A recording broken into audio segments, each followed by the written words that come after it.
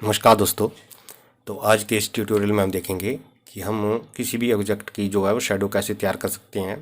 जिस ऑब्जेक्ट में शेडो नहीं हो, तो इस फोटो में आप देख रहे हैं कि कोई शेडो नहीं है इस फोटो में। तो हम इसमें इस ऑब्जेक्ट की जो है वो शेडो तैयार करेंगे। तो कैसे करेंगे? तो इसके लिए आप सबसे पहले जहाँ पे ये टूल का मेनू है, इसमें आप जाएंगे ऑब्जेक्ट सिलेक्शन टूल में, और यहाँ से जिस भी ऑब्जेक्ट की आपने शेडो तैयार करनी है उसको आप सिलेक्ट कर लेंगे यहाँ से। और इस तरह आपका ऑब्जेक्ट सिलेक्ट हो जाएगा। अब आपने देखना है कि जहाँ जहाँ से थोड़ी सी कमी रह गई है वहाँ से फिर उसी टूल मेनू में जाके क्विक सिलेक्शन टूल लेंगे, और यहाँ से जो जो भी कमी रह गई है उसको थोड़ा थोड़ा सा ठीक कर देंगे। यहाँ से इस तरह अगर थोड़ी सिलेक्शन बार चल जाए तो आप कीबोर्ड से अल्ट प्रेस करेंगे और इसको माइनस कर देंगे इस तरह से। और प्लस करने के लिए सिंपल लेफ्ट माउस क्लिक दबाएंगे इस तरह। जैसे ही अंदर है तो हमने सिलेक्शन को थोड़ा सा बाहर करना है, तो इसके लिए आप माउस का क्लिक ही करेंगे, कोई बटन प्रेस नहीं करना है। इस तरह से ऐसे तो ये आपकी जो है सिलेक्ट हो जाएगी, जो बाहर की सिलेक्शन है वो सिलेक्ट हो जाएगी। तो चलो इतना काफ़ी है। अब इतना हो जाने के बाद आप अपने कीबोर्ड से प्रेस करेंगे Ctrl+J। तो यहाँ पे एक नई लेयर बन जाएगी। अब आप जो नई लेयर बनी है इसके ऊपर करेंगे डबल क्लिक, और आपकी ये लेयर स्टाइल की विंडो जो खुल जाएगी। तो इसमें आप सीधा जाएंगे नीचे, सबसे नीचे है ऑप्शन ड्रॉप शेडो। इसको आप ऑटोमेटिक चेक हो जाता है, इस पर जाएंगे और आप देखेंगे कि यहाँ से एक शेडो का बॉर्डर सा बन गया है।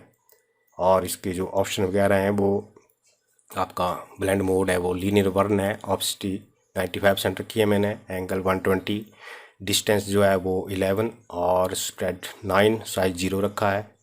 और कंटूर जो है वो डिफ़ॉल्ट मैंने जो पहले वाला वही है, उसको रहने दें और यहाँ से कर दें ओके।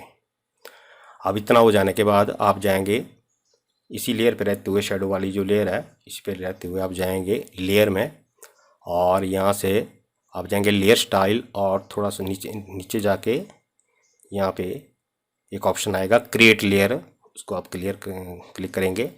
और यहाँ पे एक डायलॉग बॉक्स ओपन होगा, उसको कोई बात नहीं, इसको ओके कर दें।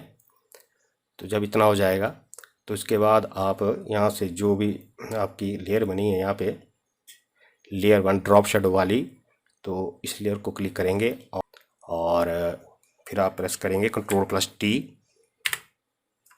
और फिर से अपने कीबोर्ड से कंट्रोल प्लस करेंगे इस तरह, और इसको जो भी लेयर बनी है आपकी इसको ले आएंगे ऐसे नीचे इस तरह से।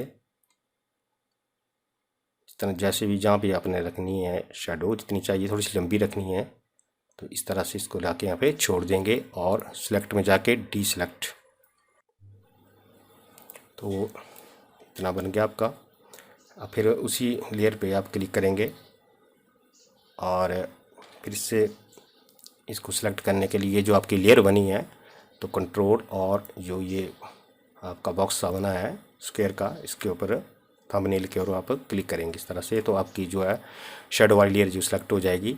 इसके बाद आप जाएंगे यहाँ पे ग्रेडियंट टूल में, टूल बार मेनू में ग्रेडियंट टूल, और यहाँ सिलेक्ट करेंगे ग्रेडियंट, और यहाँ ऊपर जाके ऑप्शन में आप बेसिक में जाके थर्ड वाला जो ऑप्शन है ब्लैक एंड वाइट, इसको सिलेक्ट रखेंगे यहाँ से। और बाकी जो है पहले वाला सिलेक्ट हो लीनियर वाला, और जो स्टाइल है लेयर का ये इसका ग्रेडियंट का, और मोड नॉर्मल, ओपेसिटी 100%, और ये जो रिवर्स है इसको आप अनचेक कर दें, ये चेक नहीं होना चाहिए। और उसके बाद जो है आप ग्रेडियंट टूल सेलेक्ट करके यहाँ से लेफ्ट माउस क्लिक करके इसको आगे ऐसे ड्रैग करेंगे, जितनी आपको इस शेडो में आपको फेड करना है तो वहाँ पे इसको इस तरह छोड़ देंगे।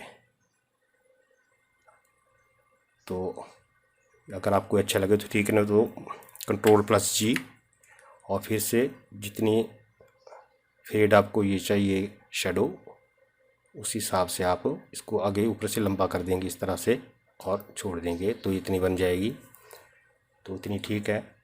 अब आप जाएंगे फिर से सिलेक्ट में और डी सेलेक्ट कर देंगे इसको, तो ये आपकी ये एक शेडो तैयार हो जाएगी। इसके बाद आप फिर उसी लेयर पे रहते हुए ऊपर जाएंगे फिल्टर और ब्लर, और यहाँ पे जाएंगे गॉसियन ब्लर।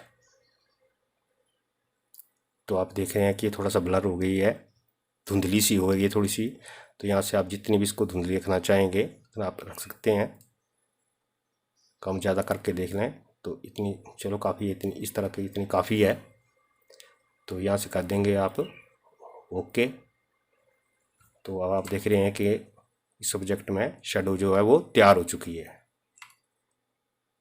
तो इस तरह आप किसी भी ऑब्जेक्ट में, किसी भी फ़ोटो में इसकी अगर शेडो नहीं है, या यहाँ से आप फ़ोटो कट करके किसी दूसरे बैकग्राउंड में फ़ोटो लगा रहे हैं, तो जाहिर है वहाँ पे तो शेडो बनेगी नहीं। तो आप इस तरीके से उसमें शेडो लगा सकते हैं। जैसे इस फ़ोटो को आप कट करके किसी दूसरे बैकग्राउंड पे लगाएंगे तो वहाँ पे इसकी शेडो तो होगी नहीं।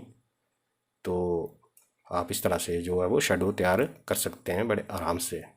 किसी भी लैंडस्केप के लगाएंगे या किसी दूसरी जगह लगाएंगे तो इस तरह आपको जो है वो फ़ोटो थोड़ा ओरिजिनल सा दिखता है। और साथ में ध्यान रखना है कि जैसे इसकी शेडो तो है लेकिन स्पीड की शेडो नहीं है, तो या इस टाइप तो नहीं है, तो आप इसकी शेडो भी बना सकते हैं। या ऐसा देखना कि कहीं ऐसा ना हो कि स्पीड की शेडो का जो एंगल हो वो इस तरफ हो नीचे की तरफ, और अपनी शेडो जो आप इस तरफ ऊपर बना दें तो वो उल्टा लगेगा। तो जिस तरफ ओरिजिनल आपका जो ऑब्जेक्ट है पहले का वहाँ बना हुआ, उसकी शेडो जिस तरफ होगी उसी एंगल में आपने जो है वो अपने ऑब्जेक्ट की शेडो रखनी है।